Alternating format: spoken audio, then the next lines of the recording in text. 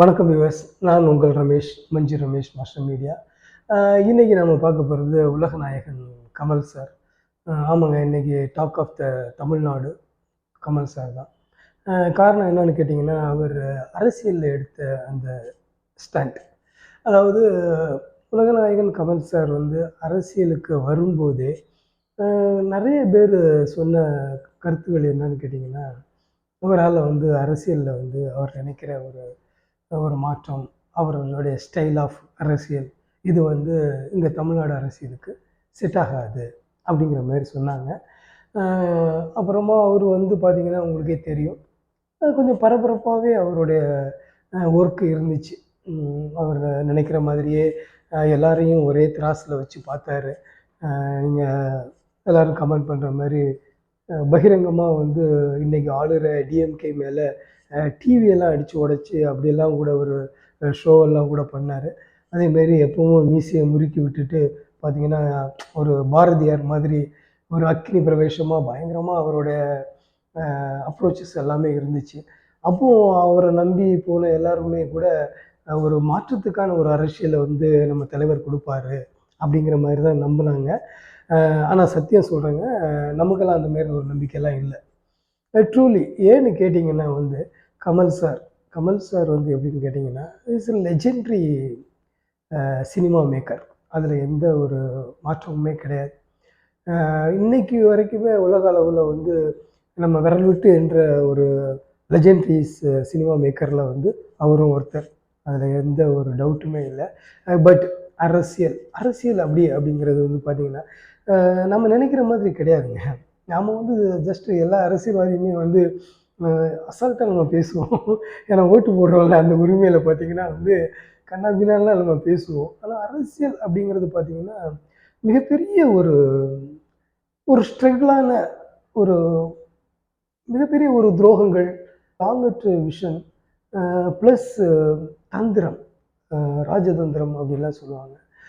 இதெல்லாம் சேர்ந்தது தான் வந்து பார்த்திங்கன்னா வந்து அரசியல். அது வந்து கேஷுவலாக வந்து எல்லாருமே வந்து அப்படி ஜஸ்ட் லைக் தட் ஹேண்டில் பண்ணவே முடியாது. அதே மாதிரி நடிகர்கள் வந்து அரசியலுக்கு வர்றது அப்படிங்கிறதுன்னு பார்த்திங்கன்னா, இன்றைக்கி வந்து நமக்கு எம்ஜிஆர் சார், நான் இதுக்கு முன்னாடி இருக்கிற ஒரு இன்டர்வியூவில் கூட இதை பற்றி நான் பேசியிருக்கிறேன். எம்ஜிஆர் சார் வந்து அரசியலுக்கு வந்ததுனால வந்து எல்லா நடிகர்களுமே வந்து நமக்கான இவ்வளோ பெரிய ஒரு ஃபேன் கிளப் இருக்குது, இவ்வளோ மெம்பர்ஸ் இருக்காங்க, இவ்வளோ சப்போர்ட்டர்ஸ் இருக்காங்க, இவ்வளோ வியூவர்ஸ் இருக்காங்க, இதையெல்லாம் கணக்கு பண்ணி நாமளும் அரசியலுக்கு வந்து அது எல்லாமே நமக்கு ஓட்டாக மாறும் அப்படிங்கிற ஒரு தப்பு கணக்கு. ரியலி தப்பு கணக்கு தான். அந்த கணக்கில் தான் இருக்கிறாங்க. ஏன்னு கேட்டிங்கன்னா, இதுக்கு முன்னாடி வந்த எல்லா சினிமாக்காரங்களுமே அந்த தப்பு கணக்கில் தான் நின்றுட்டு இருந்தாங்க. அவங்களால ஒரு லெவலுக்கு மேலே ரீச் ஆகவே முடியலைங்க. காரணம் என்னென்னா, நான் முன்னாடி சொன்ன மாதிரி அது எல்லாமே தப்பான ஒரு கணக்கு தான். ஏன்னா உங்களுக்காக கைத்தட்டுற கூட்டம், உங்களுக்காக விசில் அடிக்கிற கூட்டம், உங்களை பார்க்குறதுக்காக வேண்டி சட்டையை கிழிச்சிக்கிட்டு வேர்வையில் நனைஞ்சிட்டு முண்டி அடிச்சுட்டு வந்து முன் சீட்டில் உட்காந்து உங்களை பார்த்து அண்ணாந்து பார்த்து சந்தோஷப்படுற அந்த கூட்டம் கண்டிப்பாக உங்களுக்கு ஓட்டாக மாறும் அப்படின்னு நீங்கள் நினச்சிங்கன்னா definitely you are wrong. Your thing is totally wrong. அதுதான் உண்மை. ஏன்னு கேட்டிங்கன்னா, சினிமா மோகம், சினிமா ரசனை, சினிமா எமோஷன் இது வேறு, ரியாலிட்டி அப்படிங்கிறது வேறு. எம்ஜிஆர் சார் அரசியலுக்கு வந்து அவர் ஜெயிச்சார்னா அங்கே ஒரு எமோஷ்னல் இருந்துச்சு.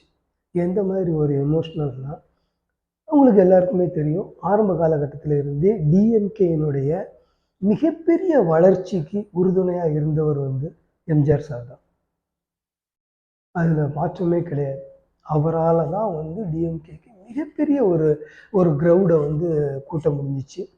அப்படிப்பட்ட எம்ஜிஆர் சாருக்கு மேலே ஒரு பழி சுமத்தி ஒரு ஒரு கான்ட்ரவர்சி வந்து அவரை வந்து கட்சியிலேருந்து நீக்குறாங்க.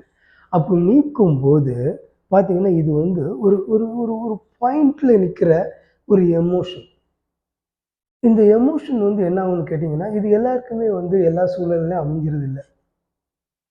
அப்போ அவருக்கு அது அமைஞ்சது. அப்போ அவரை வந்து அரசியல்லேருந்து நீக்கிட்டாங்க அப்படிங்கிற அந்த எமோஷன் வந்து அவருடைய ரசிகர்கள் ப்ளஸ் டிஎம்கேல என்னுடைய தொண்டர்கள் எல்லாருக்குமே, அவரை விரும்புகிற எல்லாருக்குமே அது ஒரு பெரிய ஒரு ஒரு அட்டாச் ஆயிடுச்சு. அந்த எமோஷனல் அட்டாச் ஆயிட்டாங்க.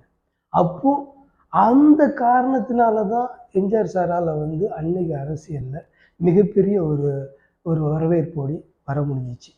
அ அதே மாதிரி அவருடைய சினிமாக்கள்லயும் பார்த்தீங்கன்னா வந்து, முன்னாடி ஆரம்பத்துல இருந்தே அவர் வந்து நான் ரொம்ப நல்லவன், என்ன நம்பலாம், நான் உங்களுக்கான ஒருத்தன், நான் உங்களுக்கு நல்லது செய்ற ஒருத்தர், நியாயத்த நிலைநிறுத்துற ஒருத்தர், அநியாயத்த தட்டி கேட்குற ஒருத்தர், அப்படிங்கிற மாதிரியே அவருடைய படங்கள் எல்லாமே வந்துட்டு இருந்துச்சு. அப்போ ஒரு ஒரு சூப்பர் ஃபிகர், ஒரு நியாயஸ்தன் அப்படிங்கிற ஒரு லேபிள் அவர் மேல இருந்துச்சு. அதோடு சேர்ந்து இந்த கட்சிய விட்டு தூக்கிட்டாங்க. எந்த கட்சிக்கு வளர்ச்சிக்கு வந்து இவர் பாடுபட்டாரோ, அந்த கட்சியிலேருந்து இவர தூக்கிட்டாங்க. அப்படிங்கிற அந்த எமோஷனல் அட்டாச்டு. இந்த 2 காரணங்களும் சேர்ந்து தான் எம்ஜிஆர் சாருக்கு அவ்வளோ பெரிய ஒரு லீடிங்கை குடுத்துச்சு. அரசியல்ல அவருக்கு ஒரு ஸ்திரமான, அசைக்க முடியாத ஒரு இடத்தையும் குடுத்துச்சு. அது இங்க யாருக்காவது இருக்கா? கமல் சாருக்கு அந்த மாரி ஒரு எமோஷனல் டச் இருக்கா? இல்ல கமல் சாருக்கு அதுக்கு முன்னாடி உள்ள படங்கள்ல எல்லாம் அவரு எம்ஜிஆர் சார் மாதிரி மக்களுக்கு நான் நியாயமானவன், நான் மக்களுக்கு நல்லது செய்றவன், அப்படியெல்லாம் ஏதாவது ஒரு ரோல் அவரு பண்ணியிருக்காரா? கிடையவே கிடையாது. ஏன்னா, நீங்க என்ன நெனச்சாலும் சரி, விஜயகாந்த் சார் அதெல்லாம் பண்ணிட்டு இருந்தாரு. ஈவன் இப்போ அ விஜய் சார் கூட அந்த மாரிலாம் கூட நடிச்சாரு. ஆனா கமல் சார் அந்த மாரி பண்ணுனதே இல்லைங்க. அவரோட ஸ்கிரிப்ட் ஃபுல்லாவுமே வேற மாதிரி தான் இருக்கும். இந்த மக்கள மீன் பண்ணி, மக்களுக்கு நல்லது செய்ற மாரி அப்படி இப்படியெல்லாம் வந்து எந்த ஸ்கிரிப்ட்டுமே அவருக்கு இருந்ததில்ல. அப்படிங்கும்போது திடீர்னு வந்து அரசியலுக்கு வந்து நான் உங்களுக்கு நல்லது செய்ய போறேன். நான் அநியாயத்த தட்டி கேட்க போறேன். இப்படிலாம் சொல்லும்போது, இதுவே வந்து அவருக்கு ஒரு அந்த இடத்துல ஒரு ஒரு நம்பகத்தன்மை இல்லாத மாரி எல்லாருக்குமே ஒரு வீக்கா தான் இருந்துச்சு. அது ஒரு பாயிண்ட். இன்னொன்னு, அது எம்ஜிஆர் சாருக்கு நடந்தது மாரி எந்த விதமான ஒரு எமோஷனல் ஒரு அட்டாச்மெண்ட்டும் இங்க இல்ல. அப்படிங்கும்போது இந்த 2ம் இல்லாம மிகப்பெரிய ஒரு வலிமையான ஒரு இடத்துக்கு அரசியல்ல போய் நிக்கிறது அப்படிங்கிறது வந்து சத்தியமா சாத்தியமே படாது.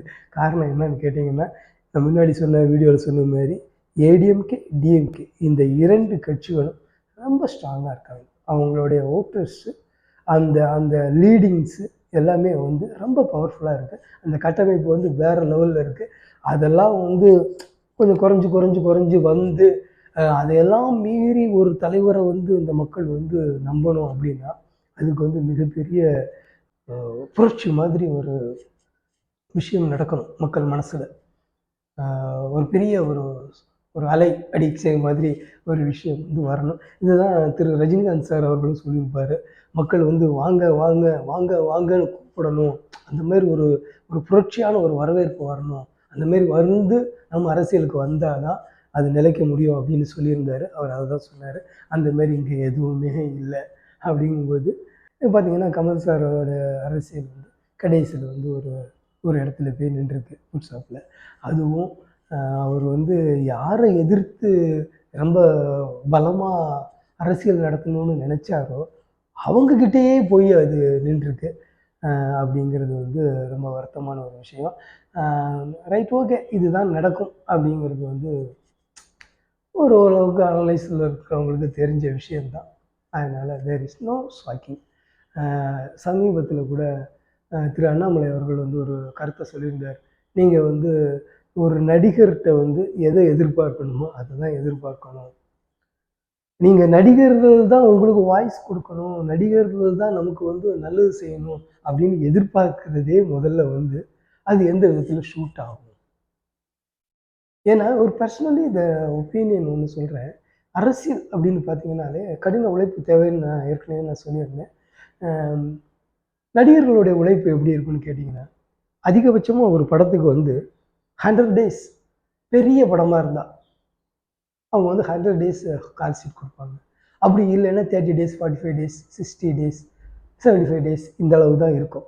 இப்போ ஒரு வருஷத்துல வந்து 360 நாளு, 360 நாள்ல வெறும் 100 நாள் அவங்க வேலை செஞ்சுட்டு பாக்கி 260 நாளும் அவங்க சஃபிஷியன்ட்டா இருப்பாங்க. ரொம்ப ரிலாக்ஸ்டா ஃபாரின் டூரு, ஏசி, லக்ஸரியான ஒரு லைஃப் இந்த மாரி தான் இருப்பாங்க. உங்கள மாரி, என்னை மாதிரி வெயில கூட அவங்க பார்க்க மாட்டாங்க, அந்த நாட்கள்ல.